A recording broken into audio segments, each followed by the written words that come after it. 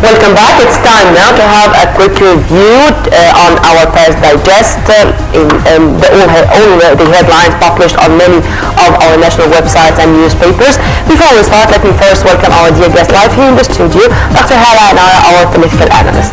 Thank you very much for being with us, ma'am. A very good morning to you. And we are going to start from Al-Akhbar, where we read its main banners: the steps to rid the local administration and the administrative apparatus of the state starts. Ridding the local administration from the corruption and the corrupt people. The Prime Minister studies the reports of those who were involved in the cases of state lands. Better late than never, I should say that.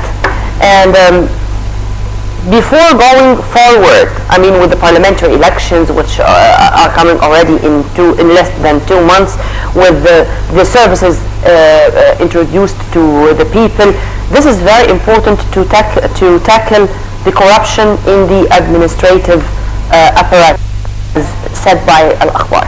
But ma'am, first I'd like to have your impression about confessing that we do have corrupted people in the local administration, and this announcement came by the Prime Minister himself. How do you see this change? I mean, in fact, this is the new Egypt. We confess our problems. This is the first step to reform. And to reform Egypt, first step is to reform local administration, because corruption in local administration has been crippling any development in this country. Because there are certain resources that can benefit people and can benefit the country, but they are not directed in the right way. Yeah. They are directed for the benefit of certain people, and of course of the people in the local, corrupt people in the local administration.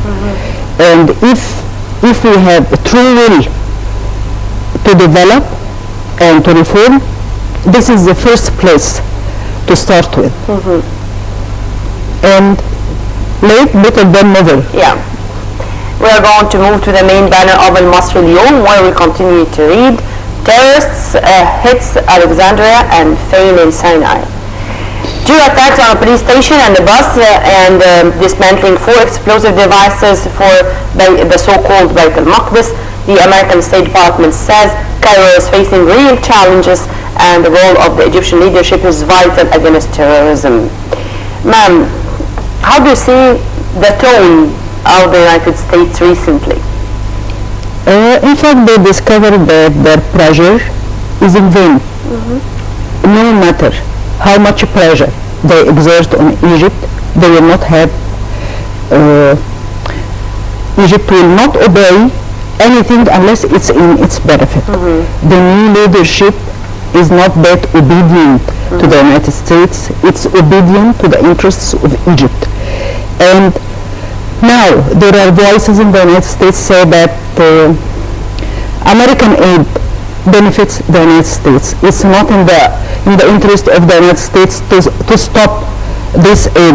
It's better for the United States to cooperate with Egypt. It's better for the United States to give this aid because it benefits the United States more than Egypt.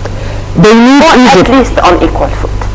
Let us say at least on equal foot. In fact, they need Egypt more than our need for the United States, because Egypt is a pivotal country in this region. It's pivotal politically and in fighting terrorism, in leading development. Egypt has been the role model for all countries in the region. What happens in Egypt is imitated in other places. And maybe that's why Egypt has always been targeted. But thank God, yes. Yeah, but thank God, we are okay. Still with the same issue, but from Al-Yawm Al-Saba this time, where we continue to read: the terrorist Brotherhood organization raised the flags of Al-Qaeda in Al-Matariya demonstrations, and residents of Dar es Salaam tear the posters of the group calling for demonstrating on next January 25th. Also, a primitive device explodes in front of San Stefano police station, causing no casualties in Alexandria. The American State Department asserted that confronting terrorism is one of the main issues that has always been on the agenda of discussions with Egypt. In the statement, the U.S. State Department said, Egypt is facing a great challenge and exerts its utmost efforts to combat terrorism, especially in Sinai. The statement, which was released to foreign journalists in Washington by U.S. State Department spokeswoman Mary Harf, also stressed that the Egyptian leadership, as well as its religious figures and institutions, have played a role in combating extremism and spreading moderate ideologies. In fact, it has always been Egypt that is combating. Yes. And how much of this Mary Harf was harsh in even choosing the words when she was speaking in many occasions about the internal situation in Egypt. Now she is praising the steps of President Sisi by going to the church. They forgot that the church protested at the United States and refused to cooperate with them because they cooperated with Muslim Brotherhood when churches were burned, when Christians were killed or persecuted by terrorist Muslims, Muslim Brotherhood, not all Muslims, and their allies. During the rule, Christians were never safe. Now they are saying that it's very good that President Sisi went to the church. This is something internal, and Christian and Copt Egyptians proved to be more national than this Muslim Brotherhood that all the time claiming to be Muslims. Yes. But they have nothing to do with Islam. And claiming to be Egyptian, and the Copts are not. And they have nothing to do with our nationality, I should say. And this tone of the spokeswoman of the U.S. State Ministry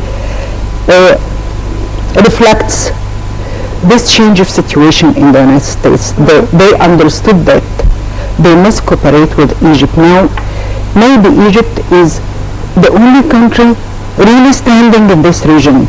They destroyed Libya, they destroyed Syria, they destroyed Iraq, they destroyed Yemen.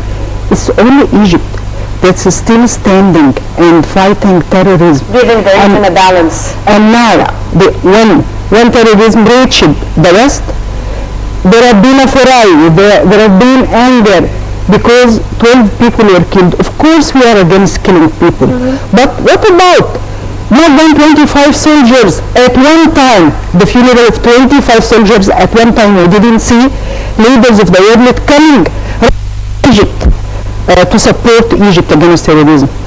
They all the time exerted pressure in Egypt to release Muslim Brotherhood leaders who are leading this terrorism. Kerry met Hollande yesterday and he apologized not to have a more high-ranking official or delegation from the United States to participate in the march.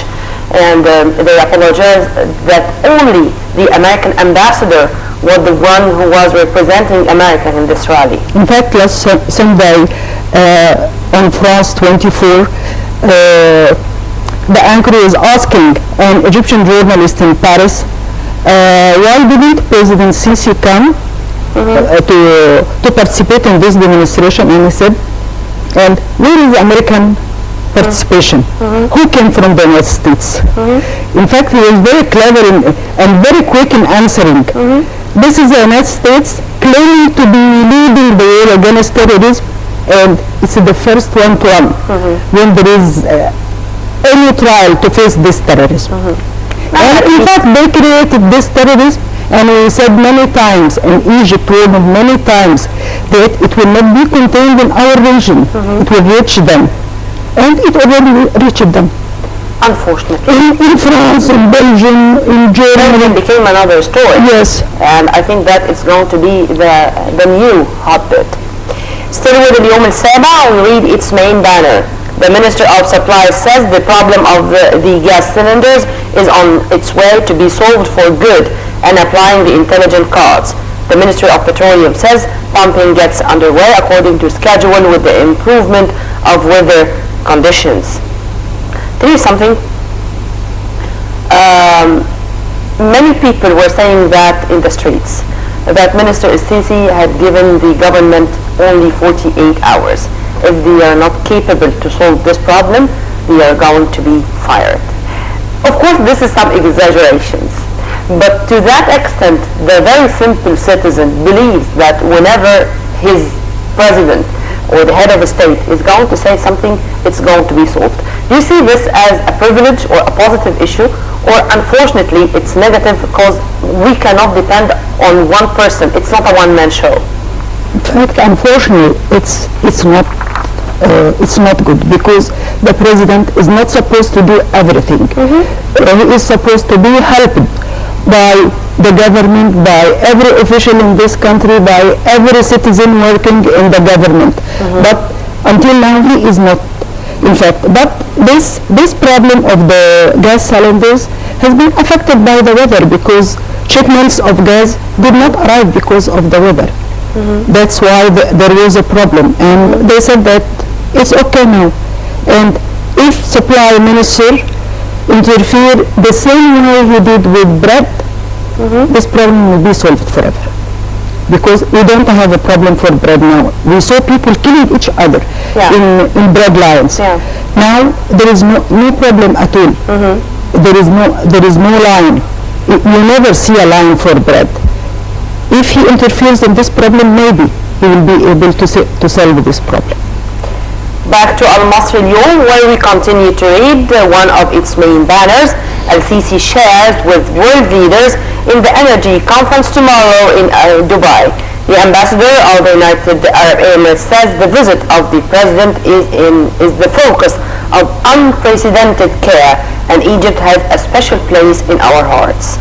In fact, the United Arab Emirates, the people and the leadership of this country proved not only in words but in deeds how much we are special and having a special place in their hearts, and feelings are mutual.